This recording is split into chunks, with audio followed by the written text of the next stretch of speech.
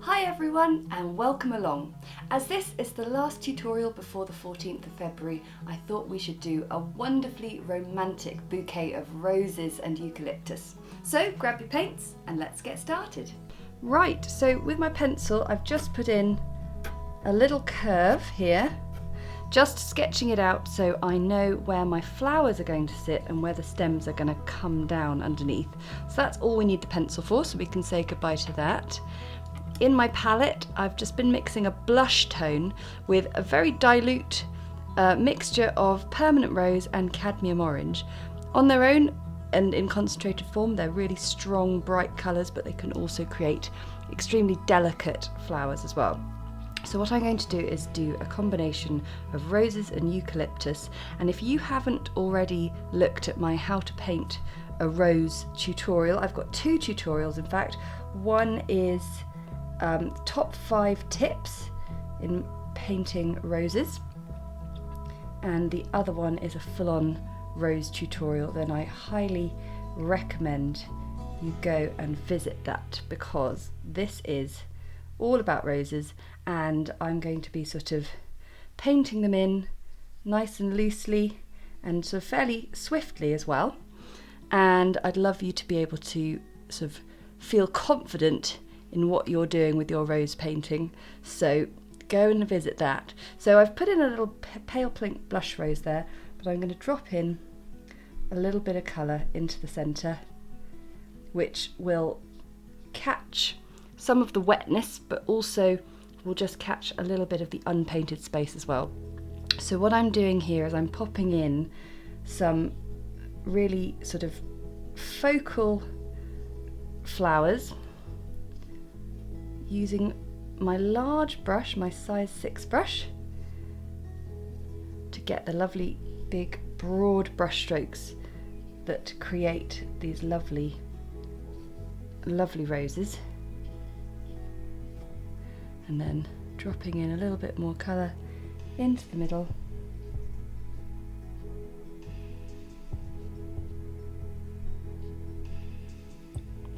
And there we go.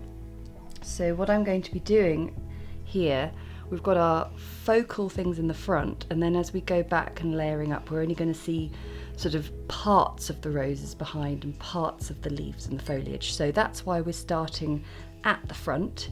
I'm going to pop in a few buds as well, and with those I'm just going to sort of do 2 mirrored C curves, and then it's a little bit like my carnation painting actually.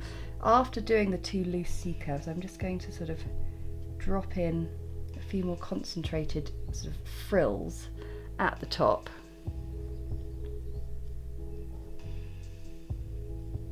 And allow that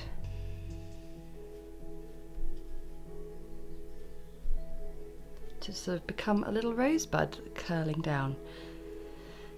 And I like the idea of maybe getting in a few more roses that are more blush and less pink, so I'm getting in a little bit more cadmium orange, and this time I'm going to paint one up here off to the side. So when I paint roses that are sort of at a 3/4 angle, instead of doing a sort of circular sort of round motion, I'm on a bit more of an oval, a bit more of a squashed shape, as you can see here. So I'm adding more to the sides than just to top and bottom. And as I said, my rose painting tutorials that really break down the entire process and go really slowly are there for you in my flowers and foliage playlist. So I'm going to drop in a little bit more colour in the middle there,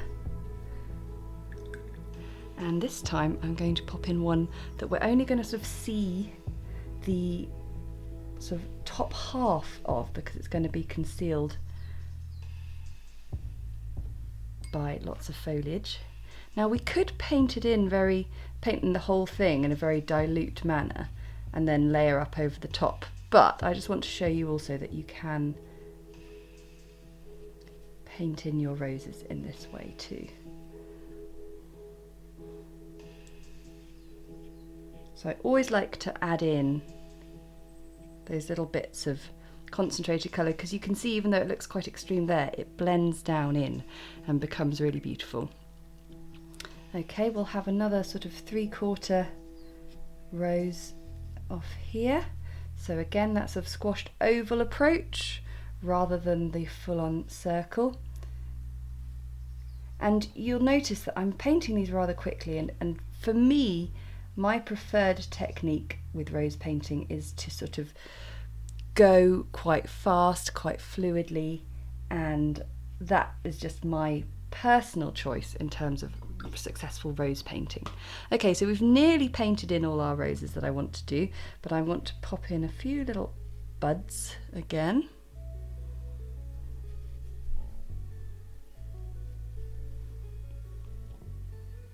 And we'll get another slightly more blush orangey one or two.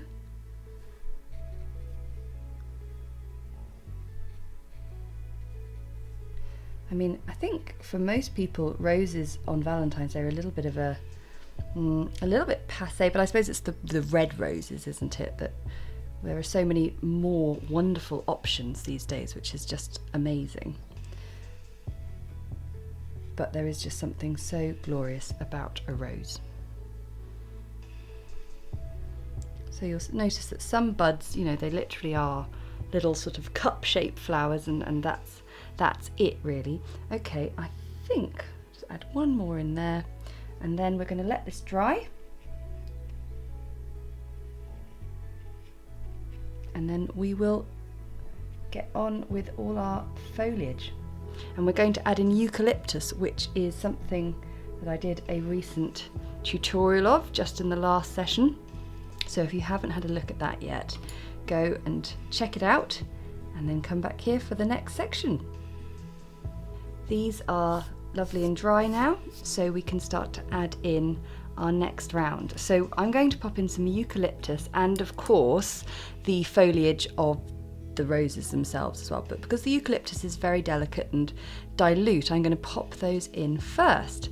So I've got my colours mixed up, which is my stem mix here, which is a brown heavy burnt sienna and Prussian blue, and then I've got my leaf mix in there, which is a little bit of that plus some sap green and some cobalt turquoise. So here we go. It's a case of sort of filling in the gaps, but also trying to sort of read the future as well. So whilst I'm going to pop in stems, I'm also going to pop in leaves sort of quite early on, and just remembering that I've got to be sort of poking things in and around the roses.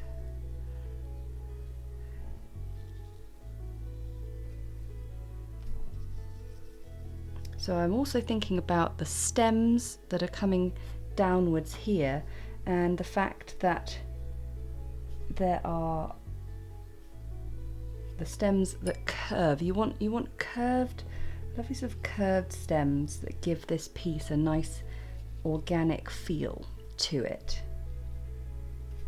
Okay, so the other helpful thing of adding in something like the eucalyptus is it helps define the edge of those pale roses there. And I'm just going to sort of work my way through. And there are going to be times where we have a bit of an overlap, where the eucalyptus comes up over the top of the rose, like here, but that's all fine because we painted in our roses nice and delicately as well. And also it is a watercolour painting, so my sort of whole approach to it is to have some lovely sort of colour blend and overlap. But I'm just going to paint in the first round, as in the first layer of the eucalyptus, for those of you who've watched my eucalyptus tutorial.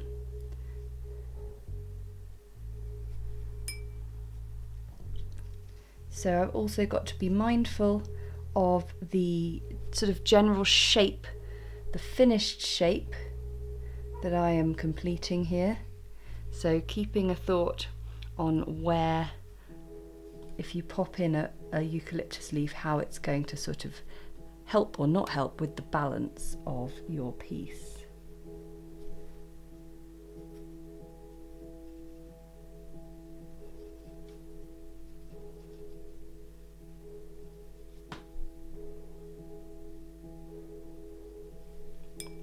Okay, I'm just going to keep going filling that up, and then we'll revisit it when it's all dried.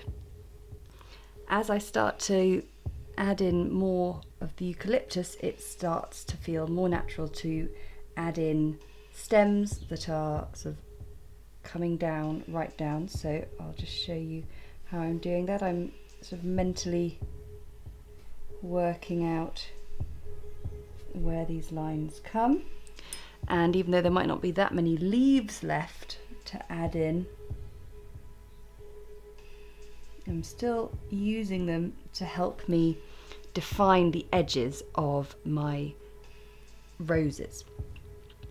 So the eucalyptus project that I've just recently done talks about how we use the transparent leaves to sort of capture the essence of the eucalyptus, even though in real life eucalyptus is not transparent. But what I'm going to do now is I'm going to add a second leaf layer in the transparent colour, like this, where I think it's appropriate. So because this bouquet is building up and getting, well, it's getting quite packed already, which is wonderful, we don't want to sort of overdo it, because also we do have the rose leaves to come in too. So I am just picturing, so I'm just going to get a little bit more brown in there. It's just a little bit too green at the moment. There we are. I want to knock it back, get it really dilute. Here we go. And we can just add in our second layer of leaves where we think appropriate.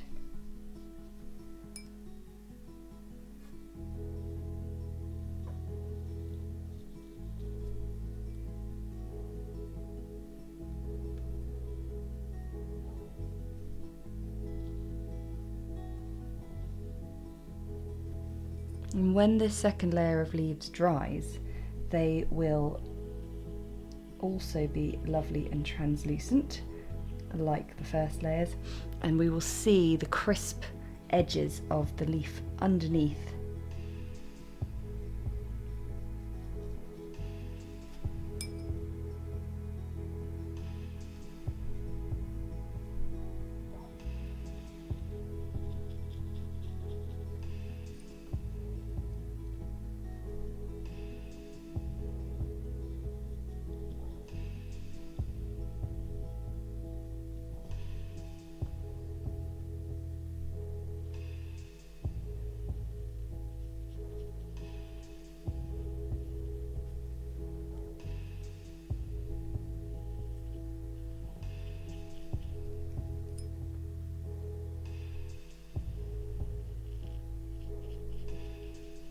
Right, so we just need this layer to dry, and then we can add in our rose leaves. The leaves are dry, and you can see how they've got lovely crisp edges and crisp underneaths. And now I've got this slightly deeper, darker colour, which is Sap Green and Prussian Blue, and I'm going to start adding in, when I get the fluff off my brush, gonna add in some rose leaves now, but also we need to give our rose buds some sepals. So I'm going to begin by doing some of those. So what's nice is this colour is cutting through and is bold enough to work on top of everything else that's come before. And that's the thing with watercolour, is it is wonderfully diverse, can't say it, but you do need to be thoughtful of how you layer and how you order what you're going to paint, because it works, but you do need to make sure that you started with your lighter colours first. So I'm just going to get a little thin brush and just tidy up those little sepals, because it's nice to do things properly. So I'm sort of working with a combination of a 3/10 brush and my size 2 brush.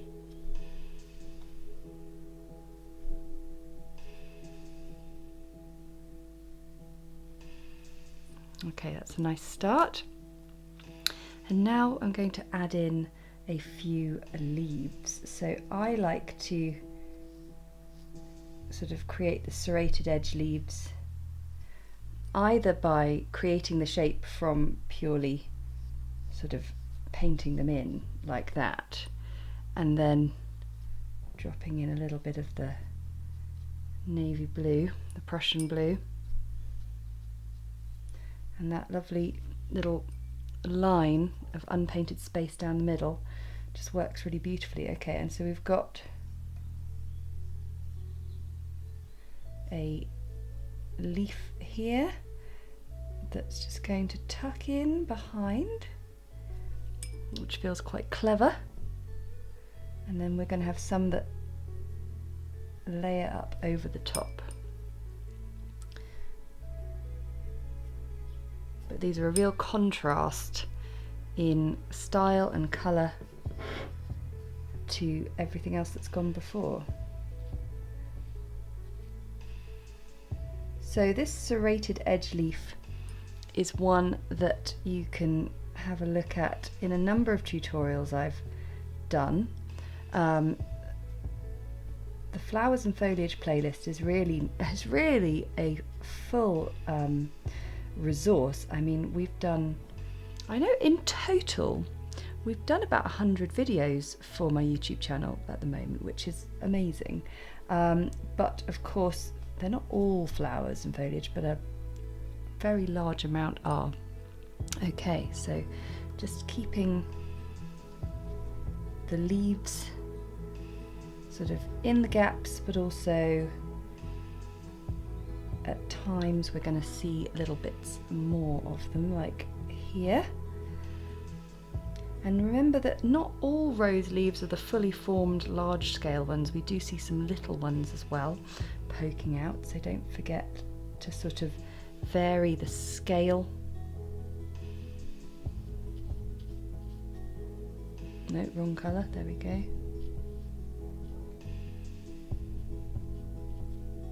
And then I just love adding in some more Prussian blue just to really intensify the colour, because you can see there, that one that's dried, it ends up drying really quite light.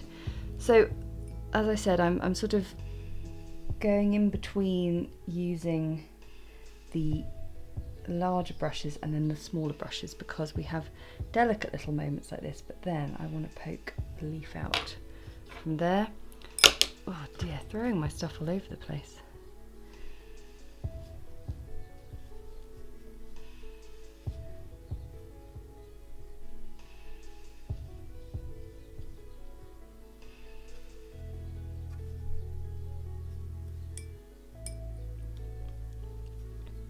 It's always wonderful if you can have the real thing in front of you to study.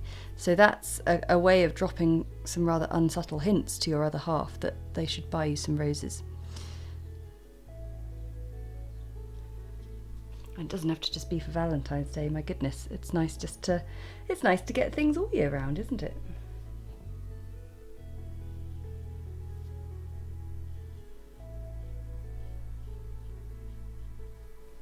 So I'm just going sort of quite cautiously and slowly, because this is a strong colour we're adding in all of a sudden, and we don't want to sort of ruin the beautiful delicate work that we've been doing so far. But trust me, it's hard to ruin a painting if you're going slowly and methodically.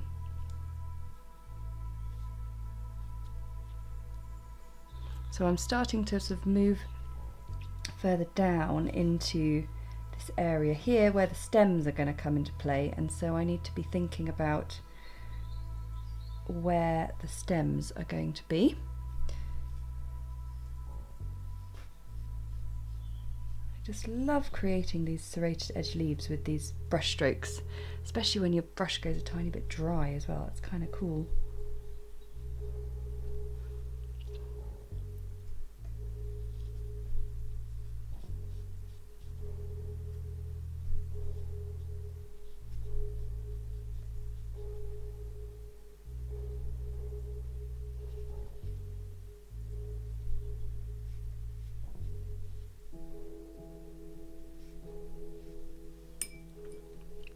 Okay, so I feel now that it feels like that rose has come off there, and we can get a little stem in whilst it's still wet. We can just get a bit of the blue in as well, and now I can sort of have a little look up the middle of some more stems that might be poking down.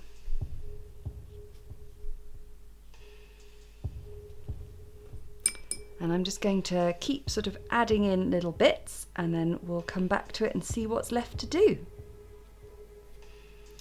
We're now going to add a little bit of detail to these dark leaves, just a little bit of sort of leaf lines, and this colour is the same as the actual rose leaf, but we've just added in a bit more burnt sienna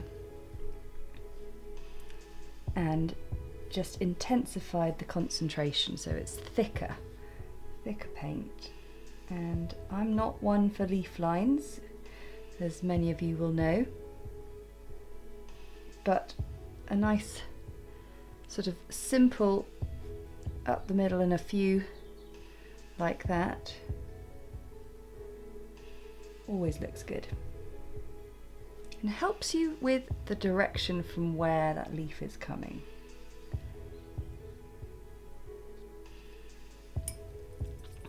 Now the only other thing that I'm interested in doing is adding in a tiny bit of shadow for some of the items that are sort of sat underneath others, but it's going to be very, very dilute, so let's just mix up a bit of shadow down here. So I'm just going to take that colour that was the eucalyptus stem and add in a little bit more blue to it,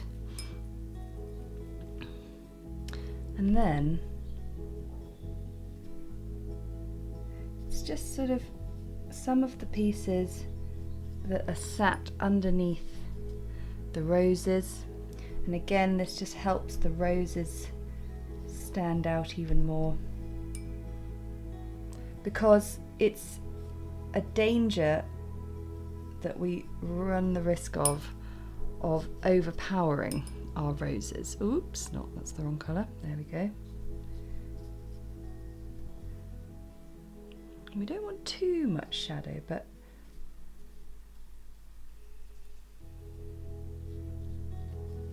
just the littlest bit, and you can sort of judge this one yourself. And also I'm inadvertently filling in one or two little white gaps that I'm keen to minimise a little bit.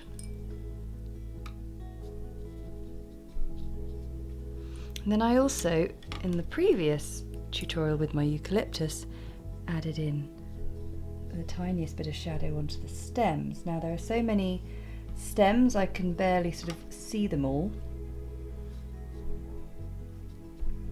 but what I will do is add just a little bit, especially down here, to the stems in the base. Just move my water out the way.